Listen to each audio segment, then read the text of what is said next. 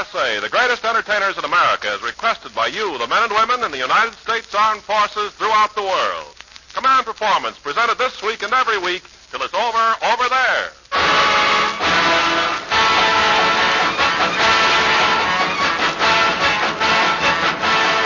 Hello, gang. This is Ken Carpenter with another 16 pages of Command Performance. Tonight, as usual, our show is built around a request that came in from overseas.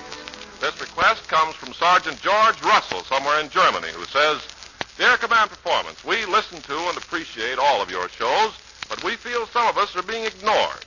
In our outfit, we have a group of serious-minded fellows who prefer the legitimate drama. So if you want to make us happy, give us something from Shakespeare with an actor capable of doing justice to the part. Well, your wish is our command, men. So we went out and got one of the finest actors on the stage and screen for tonight's soiree.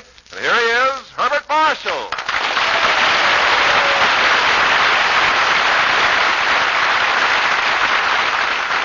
Thank you. Hello, Ken. I want to say you gave me quite an introduction there. Oh, you mean that part about one of the finest actors on the stage and screen? Oh, yes. Aren't you overdoing it a bit? Oh, no, Mr. Marshall. My wife thinks you're wonderful. Every time she sees one of your pictures, she comes home and says, Gee, that Herbert Marshall. I wonder what she means by that. Well, she gets so romantic when she sees you in a picture. Last Friday, when we came home from the movies, she insisted that I carry her across the threshold. And did you carry her across? Yeah, I finally made it with the help of the gardener and a wheelbarrow. Ken, I'm truly sorry if my acting upsets your domestic life. Oh, you don't know the half of it. After my wife sees you, she gets so high class. All day long, she wants me to kiss her hand. Really? Well, do you? Well, I have to. You should see how quick her hand can become a fist.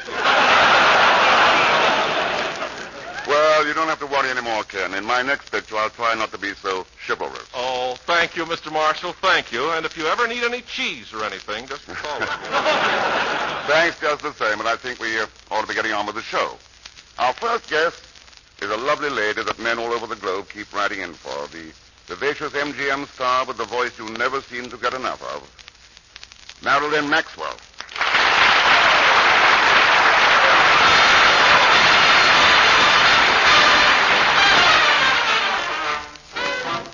A kiss goodnight is all right, but remember this, that a kiss goodnight leads to another kiss.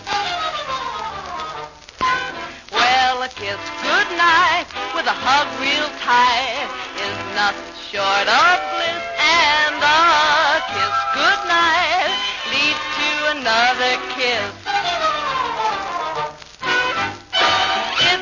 Custom for a boy and a girl to embrace in some secluded place. Mr. Casanova, when the night was almost over, never did a turn about face. So it just ain't right to kiss goodnight and stop at 3 or 4, 'cause a kiss goodnight leads to a dozen or more. When it's time to part and the good night start, I found the conditions like this. There's a reason why every scheming guy wants to end it with a kiss. It's an old custom for a boy and a girl to embrace in some secluded place. Little Mr. Cupid never could be quite so stupid as to do a turnabout face. So it just ain't right to kiss goodnight and stop at 3 or 4, 'cause a kiss goodnight leads to 1 or 2 or 3 or 4. A kiss goodnight leads to a dozen or more.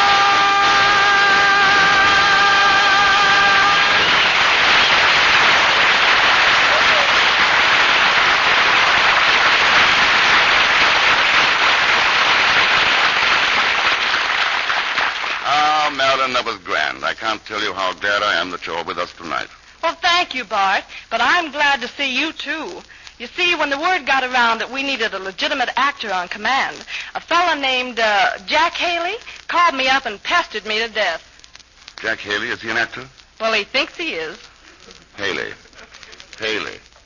Didn't I see him in a picture called Hangover Square? You might have. He looks like a square with a hangover. He doesn't sound very appetizing. What sort of person is this Jack Haley anyway? Well, he once invited me to go to Griffith Park with him and pick flowers at night. Well, I mean, what happened? He brought along a flashlight and picked them. Well, anyway, I guess we don't have to worry. He evidently isn't going to show up. Come in. Romeo. Romeo è forata. Romeo. It's Jack Haley.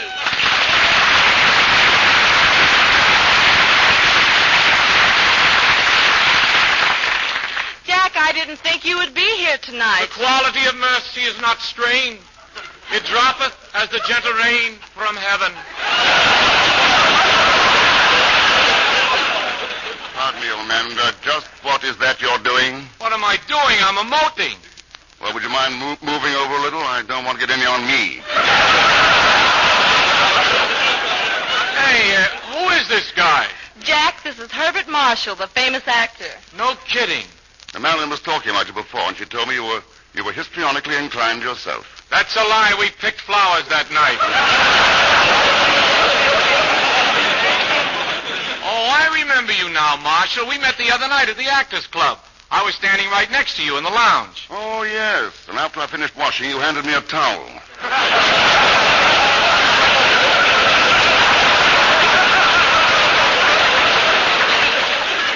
Well, I was only trying to be friendly. Huh? Then why did you charge me a dime? Because that's the ceiling price in washrooms all over the country. Tell me, Jack, where did you have your theatrical training? Theatrical training? Oh, yes. I mean, was it at the Sorbonne in Paris, the Vienna Conservatory, or the Moscow Art Theater? No, it was in the love seats at the Paramount. Jack, I think Bart is right. You're not qualified to play dramatic roles. Is that so? I've got clippings right here in my pocket. Listen to this one. It's from a high school paper. Last night, the senior class had their annual play, and Jack Haley acted the title role of Punchinello. Punchinello? Yes, and it goes on. It says, no matter what Haley becomes in later life, he'll always be punchy to us.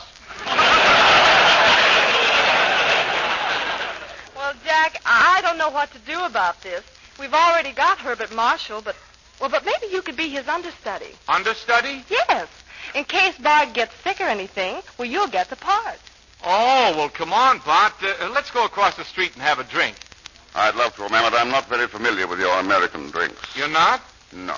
Boy, are you lucky you met me. I'm going to introduce you to a delicious drink called the Mickey Finn. You'll love it. Come on.